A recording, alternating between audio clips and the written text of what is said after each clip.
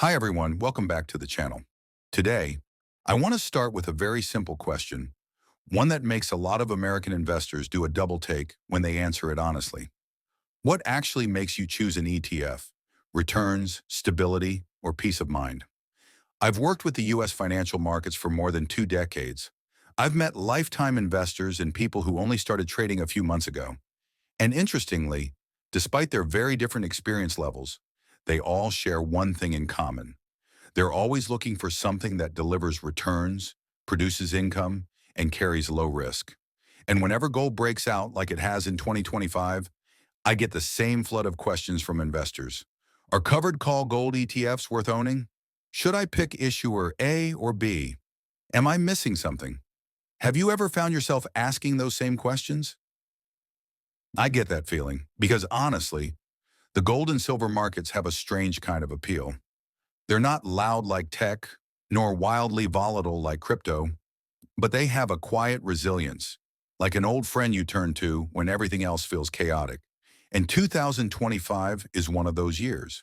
While US stocks face a lot of uncertainty, gold quietly climbs to new highs. And of course, when gold rises, a bunch of gold producer ETFs and covered call ETFs suddenly grab everyone's attention. I want to tell you a short story. A few months ago, a friend of mine, a retired engineer in California, called me.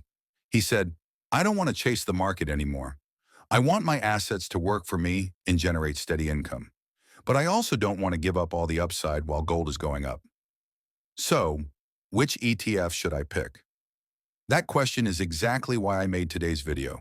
Because whether you're a seasoned investor or just getting started, understanding the true nature of gold and silver ETFs, especially covered call ETFs, will help you answer the most important question: what am I actually trying to achieve with this investment? Some ETFs deliver high income, some preserve more upside, some use leverage to amplify gains during a gold run, and some offer high yields but their real performance will give you pause. In this video, I want to walk you through that landscape in the clearest, most relatable way, not with academic jargon or complicated charts, but from the perspective of a practitioner.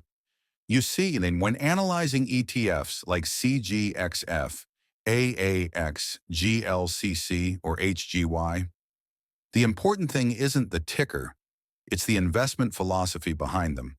Take CGXF and AAX, for example. Two ETFs many Americans have been asking me about lately. They're like two runners on the same track at the same pace, but one of them is carrying an extra 5-pound weight at the ankle. That's AAX.